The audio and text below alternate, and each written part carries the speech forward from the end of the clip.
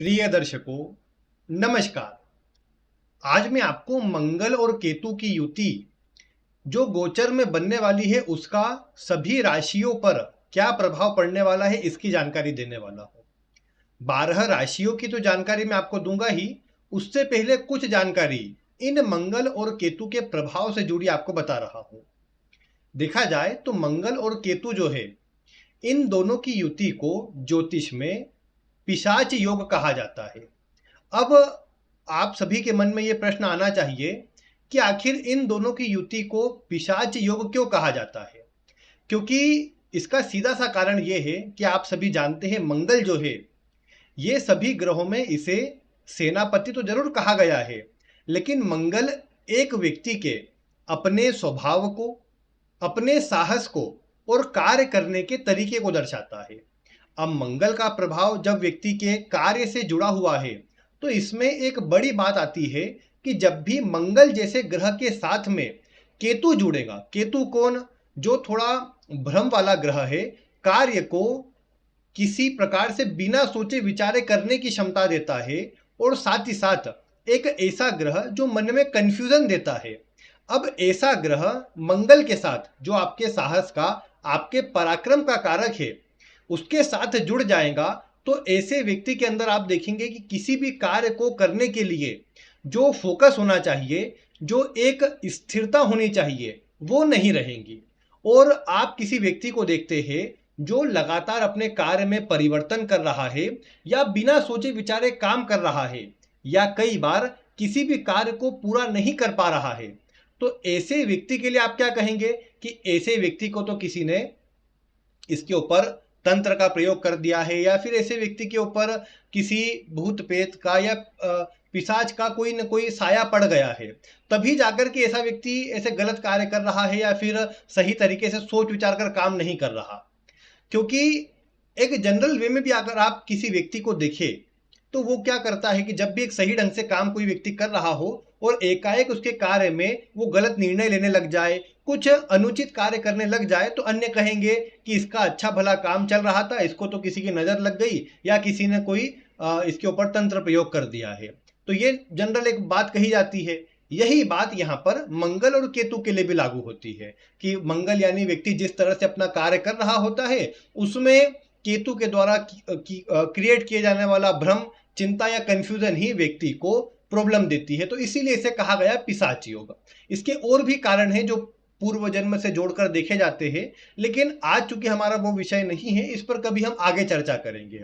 लेकिन आप सिर्फ इतना समझ करके चले कि मंगल और केतु का जो योग होता है, ये व्यक्ति के जीवन में कंफ्यूजन को क्रिएट करता है, फोकस की कमी लाता है और जल्दीबाजी के स्वभाव को बढ़ा देता है, जिस कारण से व्यक्ति को प्रॉब्लम आती है।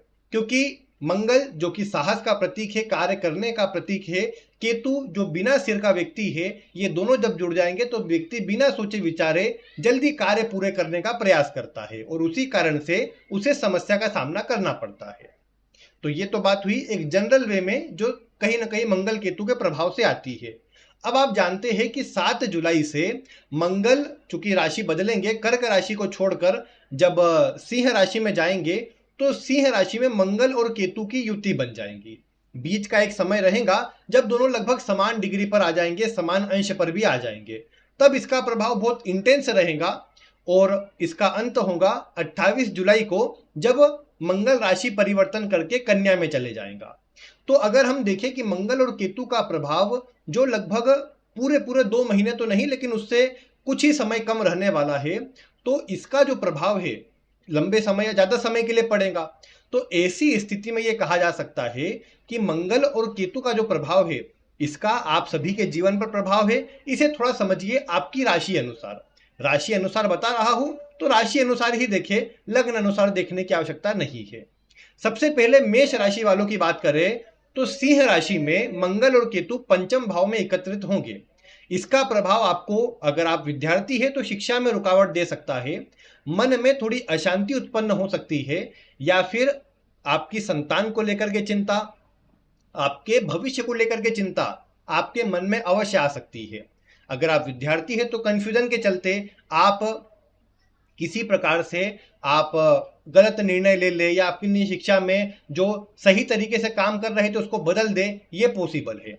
जो नौकरी में है या किसी व्यापार में है, आपके मन में कार्य को बदलने का, विशेषकर नौकरी पेशा लोगों के मन में अपने स्थान को बदलने का, रिस्क लेने का मन ज्यादा आ सकता है। इसीलिए आपको इस समय पर अपनी कुंडली को देख लेना पड़ेगा उसके लिए कि अगर आपकी दशा आदि अच्छी हो तो फिर आप आगे बढ़िए, और तो फिर आप जाकर के कोई मतलब चेंज करिए या फिर आप किसी प्रकार से बदलाव के लिए सोचिए। अन्यथा आपको बदलाव बिल्कुल नहीं करना है, नहीं तो परेशानी में फंसेंगे। इसके बाद अगर हम देखें मेष राशि वालों के लिए, तो मैं फिर भी यही कहूंगा कि पंचम में होने से आपको अपनी बौद्धिक स्तर पर कार्य करना है, बुद्धि में आपको ध्यान रखना है और शांत रह करके कोई भी कार्य करना है तो ज्यादा लाभ मिलेगा। अदरवाइज आप चिंता में रहेंगे, परेशान रहेंगे, और सोच विचार कर कार्य नहीं करेंगे तो प्रॉब्लम आएंगी। हेल्थ का ध्यान रखें, खान पान का ध्यान रखें, पेट में जलन या एसिडिक रिफ्लक्स बढ़ने की संभावना ज्यादा है, उसका ध्यान रखेंगे तो अच्छा रहेगा। इसके बाद अगर हम बात करें वृषभ राशि वालों के लिए, तो चतुर्थ भाव में गोचर रहेगा। चतुर्थ भाव आपका कंफर्ट जोन है, आपका घर है। इस समय पर आप मानसिक रूप से तो अशांत रहे ही, छोटी छोटी बातों को लेकर घर में कलह उत्पन्न हो सकता है, अन्य से विवाद, गाड़ी में आपके खर्च या फिर आपकी गाड़ी को या आपके वाहन को किसी प्रकार के मेंटेनेंस की आवश्यकता पड़े, ये भी पॉसिबल है। इस समय पर आपको ध्यान रखना है, कोई भी काम विशेषकर जमीन का लेन देन हो, किसी गाड़ी से वाहन से आप कोई कार्य कर रहे हो तो जल्दीबाजी में ना करें, नहीं तो थोड़ा नुकसान हो सकता है, थोड़ी परेशानी सामने आ सकती है। बाकी माता के स्वास्थ्य का ध्यान रखें, माता से और घर में अन्य से तालमेल को अच्छा रखने का प्रयास करें, आपके लिए सबसे ज्यादा जरूरी यही है। आपको इस समय पर हार्ट से जुड़ी कोई समस्या अगर पूर्व से है तो विशेष ध्यान रखें, और नहीं तो फिर चतुर्थ भाव है तो आपको सीने में जलन या हार्ट से जुड़ी कोई समस्या सामने आ सकती है, जिसके लिए आपको थोड़ा सचेत रहना चाहिए।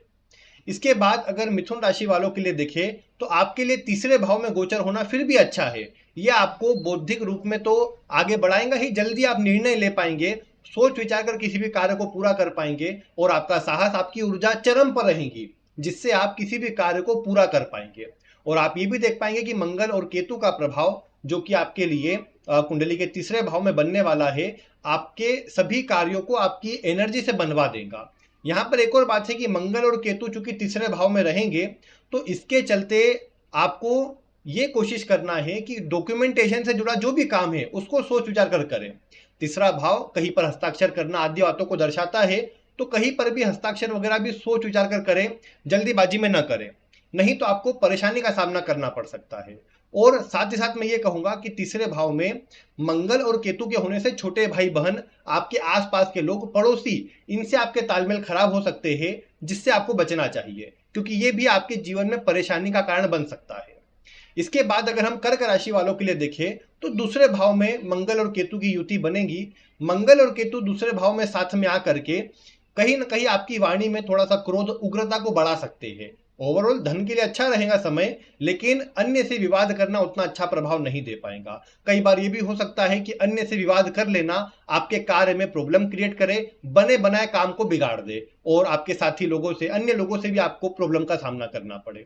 इसीलिए इस समय पर इस बात का ध्यान रखें कि आप अगर कर्क राशि के हैं तो अन्य से विवाद से बचाव करें, शांत रह करके किसी बात का फैसला करें, खान पान का ध्यान रखें, कुछ भी बाहर का फास्ट फूड या बहुत ही गर्म या तीखा भोजन करने से बचाव करें, क्योंकि ये अभी तो हो सकता है आपके मन को अच्छा लगे, लेकिन आपके हेल्थ में गिरावट दे सकता है, जो कि प्रॉब्लम वाला बन सकता है, तो इस बात का ध्यान रखें। बाकी फिर भी ओवरऑल चीजों को मैनेज करके चलेंगे तो अच्छा रहेगा। सिंह राशि वालों के लिए राशि पर ही पहले भाव में मंगल केतु आने वाले हैं, इसका डायरेक्टली असर आपके हेल्थ पर, आपके विचारों पर बनने वाला है। वैसे इस समय पर आपके अंदर एनर्जी अच्छी रहेगी किसी भी कार्य को पूरा करने के लिए, लेकिन यह भी देखने को मिल सकता है कि आप इस समय पर जल्दीबाजी में गलत निर्णय ले लें। इस समय पर आपको किसी भी नई दवा का प्रयोग करने से बचना चाहिए, विशेषकर डॉक्टरी सलाह भी ली हो तो भी नई दवा चेंज करने से बचना है, नहीं तो आपको रोग का सामना करना पड़ सकता है, आपको परेशानी का सामना करना पड़ सकता है, या दवा का साइड इफेक्ट आपको सामने नजर आ सकता है।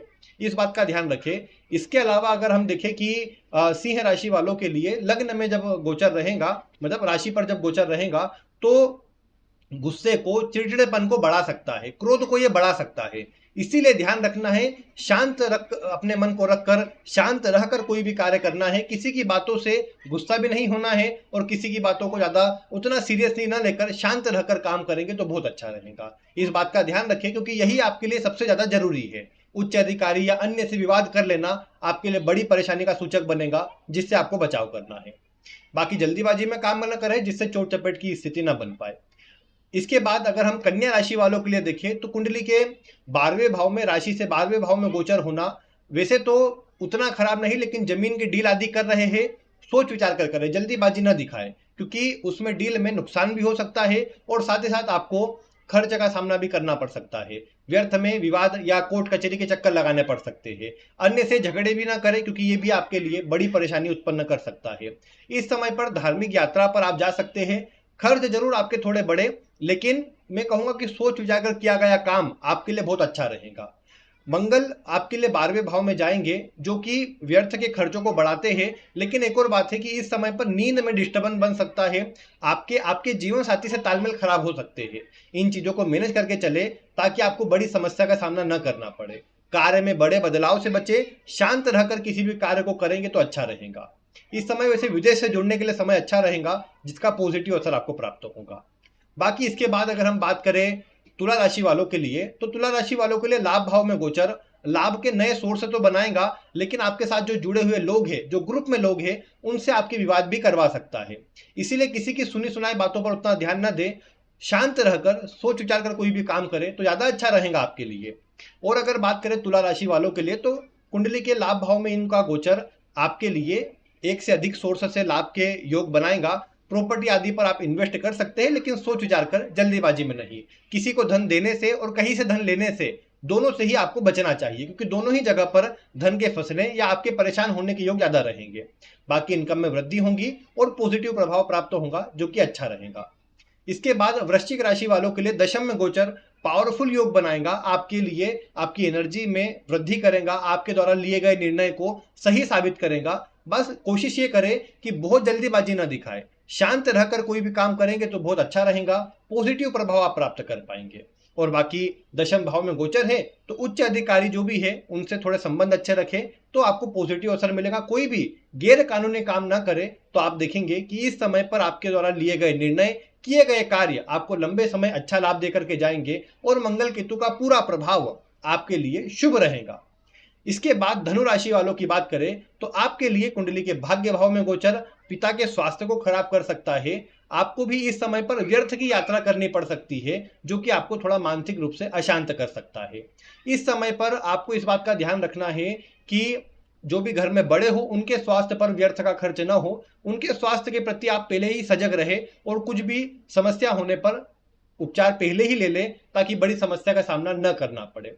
बाकी नवम भाव में गोचर होने से आपके भाग्य में थोड़ी रुकावटें आएंगी, मेहनत ज्यादा करनी पड़ेगी। अपनी मेहनत से आप भाग्य का लाभ ले सकते हैं, लेकिन आप किसी अन्य के भरोसे रहेंगे तो परेशानी का सामना करना पड़ेगा। इसीलिए अपने दम पर आगे बढ़े। इस समय पर मानसिक अशांति भले रहे, लेकिन आप अपने काम को फोकस होकर करेंगे तो सफलता अवश्य प्राप्त कर पाएंगे।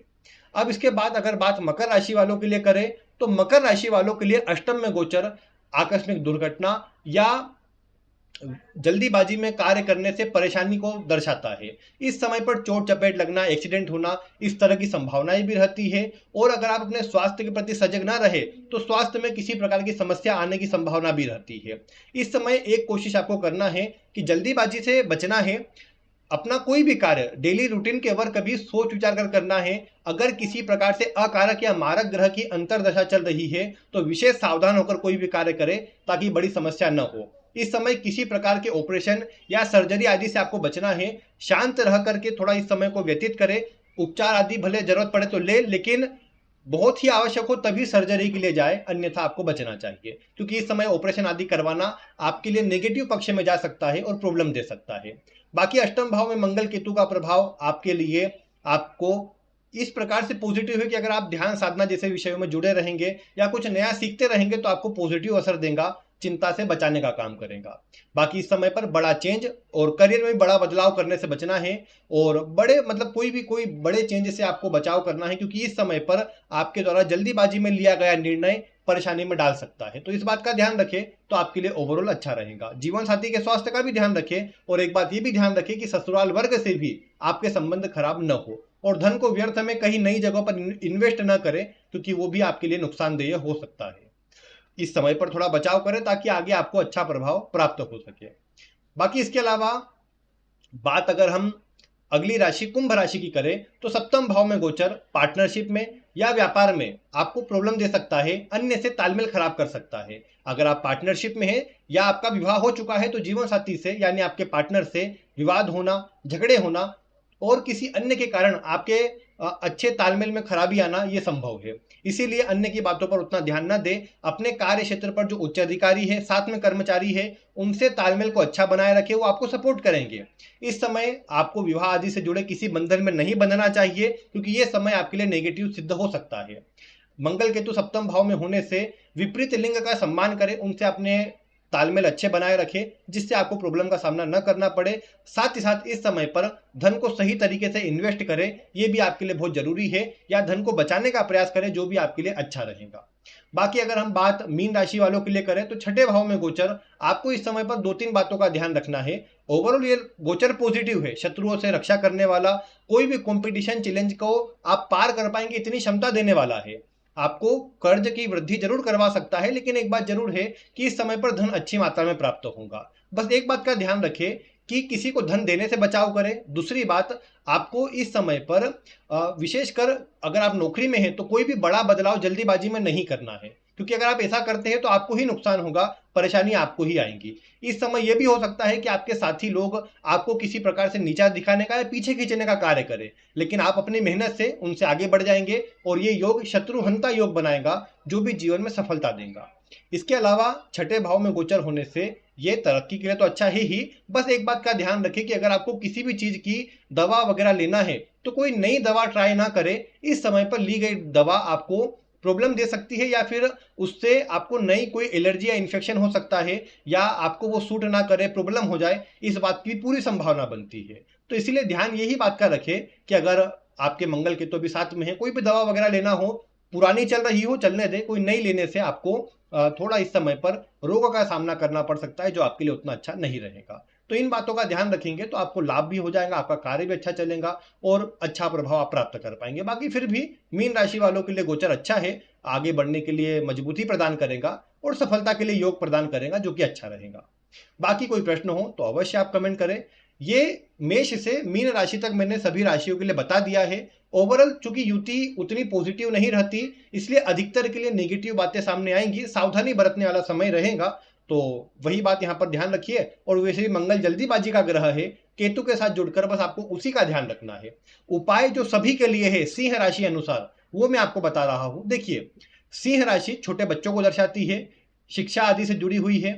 तो ऐसे में मैं कहूं कि या तो छोटे बच्चे जो अनाथ हो, या जिनको आवश्यकता हो, जरूरतमंद जो बच्चे हैं, या फिर किसी बच्चों का कोई स्कूल है जो अनाथालय जैसा है, या फिर वहां गरीब बच्चों को पढ़ाया जाता हो, ऐसे जगह पर जा करके आपको कुछ दान करना चाहिए। मैं कहूं कि आप यूनिफॉर्म दान कर सकते हैं, अगर बच्चों के कुछ कपड़ों हो तो, मतलब जो उनके एक सबके लिए पैटर्न वाले, सबके लिए सेम कपड़े रहे, उस तरह के कपड़े आप दान कर सकते हैं। वो ना कर सके तो मैं कहूं कि छोटी मात्रा में गुड़ का या फिर कुछ खाने की अन्य लाल वस्तु का दान बच्चों को किया जा सकता है।